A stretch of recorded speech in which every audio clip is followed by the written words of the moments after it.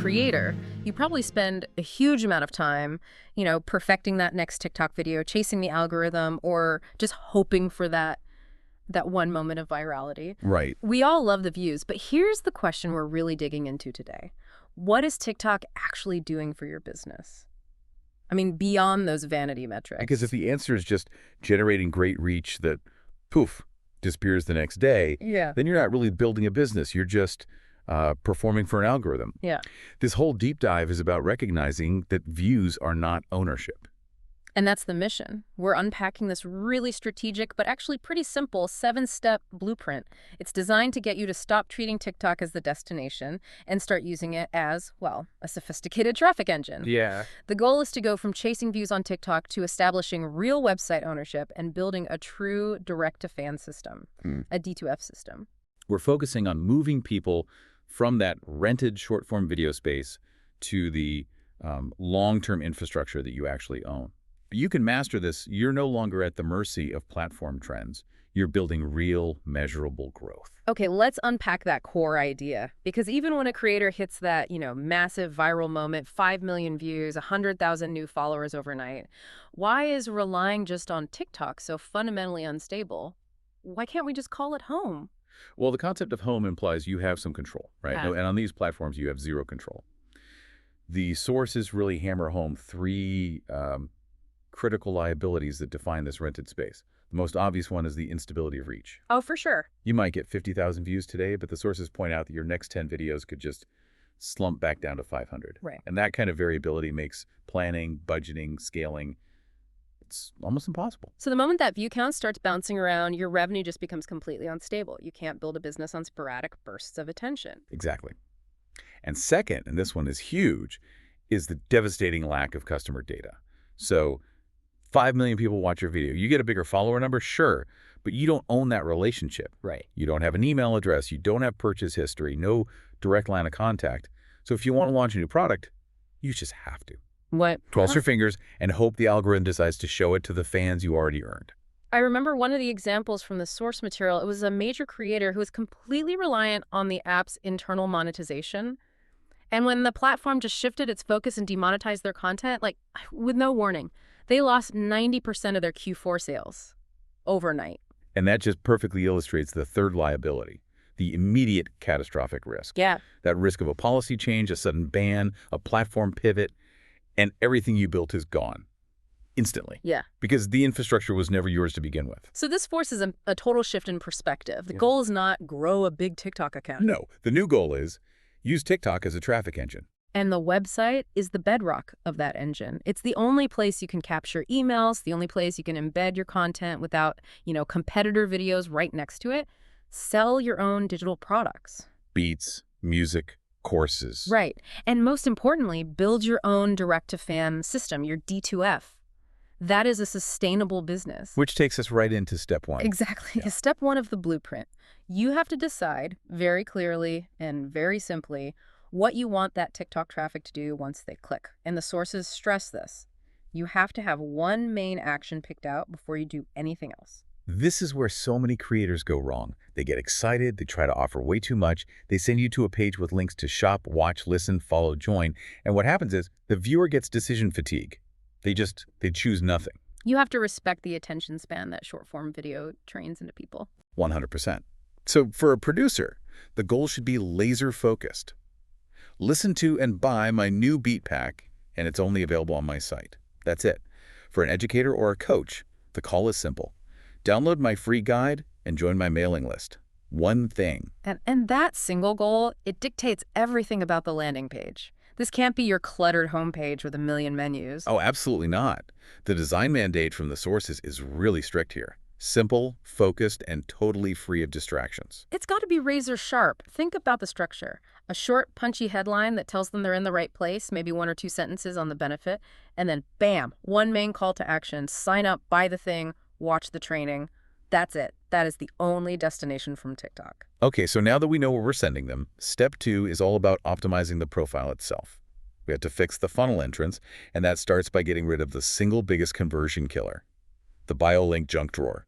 I love that phrase. And we've all seen it, right? The creator links to a link tree or something like it, and then that links to their YouTube, their Spotify, their other Instagram, maybe a merch store. It's a mess. It's a total mess. And this is where creators push back. They say, but it's so convenient. Sure, it's convenient for you, but it's friction for the fan. Our sources show that adding that one extra step, especially a step with 8 different buttons all competing for attention, it just kills all the momentum. So the fix isn't just the link itself, it's the language in the profile. Your bio line needs to be outcome focused. Don't just say producer. Right. Say, Yeah. producer helping artists own their sound and their fans. You're signaling the value immediately. And then the URL. It has to be one main link straight to that dedicated landing page you just designed. Yeah, we strongly, strongly recommend making that link specific, like yourdomain.com, TikTok. Why is that so important? Well, 2 reasons. It allows for much better tracking later on, which we'll get to, but it also confirms to the user psychologically, okay, I'm going to a place that knows why I'm here. It smooths the transition. And let's not forget that clever little tactic of using the name field. So instead of just your name, Jabekerd, you can make it Jabekerd D2F Creator Systems. You're adding context and expertise before they even read the bio. What's so fascinating is how these really simple changes completely transform the profile. You're moving it from just, a gallery of your content into a calculated funnel entrance. You're signaling that this account is designed to deliver something real, something actionable outside of the app. Okay, so we've optimized the entrance. Now step 3 is about designing the actual videos that will naturally lead people off the platform. Because most content just ends with like and follow for more. We need content that drives traffic out. You have to integrate what we're calling off-ramp videos into your content calendar. And these videos, they require a very specific 3-part structure to work. Yeah. It's hook value off TikTok to website CTA. And that hook is everything. 0 to 3 seconds. And it has to call out your exact audience and their pain point. It's not, hey, watch this cool thing. It's, producers, stop relying on TikTok virality to pay your bills. Super specific. Then you move into the value section, which is about, say, 5 to 30 seconds of pure, practical insight. You have to give them enough to earn their trust and justify that click, but not so much that you solve their entire problem right there in the video. So for a producer, the sources suggest maybe you post 30 seconds of a killer beat, but you make it clear that the full arrangement, the stems, that's all on your site. Or for an educator, you teach one mini concept, like the biggest mistake people make on a landing page, but you say the full breakdown, the templates, the data, that's on your website. You're not withholding, you're just structuring the delivery. Exactly. You give them the appetizer on TikTok, but the full meal is reserved for the space you own. And then that last piece, the CTA, has to be super explicit in the last 3 to 5 seconds. You have to literally point them off the app. Hit the link in my bio right now and grab the free guide. You have to say it and, ideally, point to it. This is the fuel for the engine.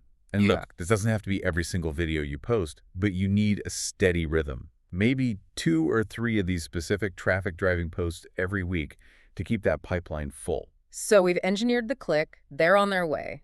Step 4 is making sure the landing page actually does its job. They click the link, now what? The page has to perfectly match the promise from the video. There can be absolutely 0 disconnect. If the video promised a free stem pack, the headline on that landing page better be, download your free stem pack. The entire page is focused on that one thing. Getting an email, selling that specific beat, booking that call. It has to be a simple, immediate next step. And this is where we see those setups, like the Crescendo Creations style setups, really shine. The website isn't just a brochure. It's a working system that's built to catch, qualify, and convert the traffic that TikTok sends over. Right. And to help boost that traffic and conversion, step 5 is all about using the free features TikTok already gives you. Okay, so first up, pinned videos. These are your permanent 247 salespeople. Exactly. Treat your top 1 to 3 pinned videos as anchors.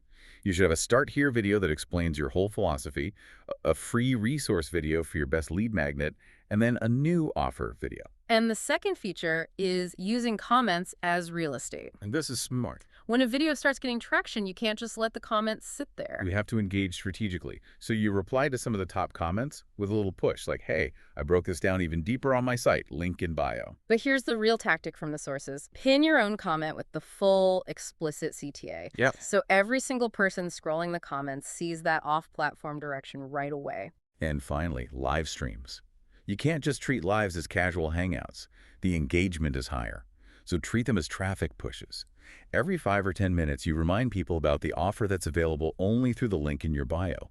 You're leveraging that live energy to move people into your own space. Right, now we have to move to accountability. An engine without a dashboard is just, well, it's just a loud machine. So step 6 is all about tracking. What metrics actually matter when you stop caring about reach and start caring about ownership? This is where things get a little more technical, but it's crucial. You need specific metrics. First, your website stats. You need to be looking for spikes in visits that directly correlate to when you post these off-ramp videos on TikTok. Okay. Which specific videos are driving traffic, and then what's the conversion rate on that landing page? If 100 people click, how many actually sign up? You want that number to be ideally north of 20% for a good free offer. And then the bottom line metrics, of course. Of course. Email signups and sales. Are new subscribers coming in consistently on the days you post these videos?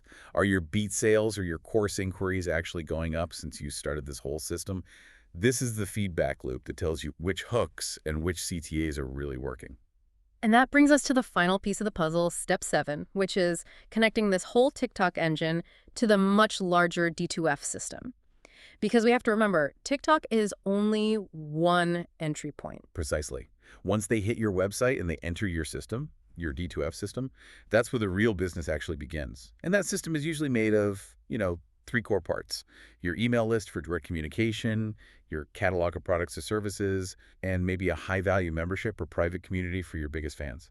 So this whole strategy really synthesizes that difference between reach and revenue. You use TikTok for the reach, for discovery, you use your website for ownership, for data, and you use your D2F system, the emails, the offers, for generating real predictable income. That's the whole model. So we've covered the whole 7-step blueprint.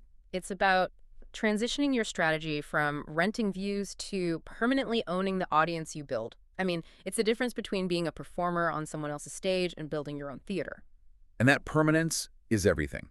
When you implement a robust D2S system like this, you're building a layer of insulation around your business. So if the algorithm changes tomorrow, if TikTok gets banned, if a policy shifts, it doesn't matter. Your business infrastructure, your email list, your website, your ability to contact and sell to your fans, it all remains completely intact. It's under your control. And that permanent infrastructure, that is the highest form of business intelligence in the entire creator economy. Now you have the blueprint.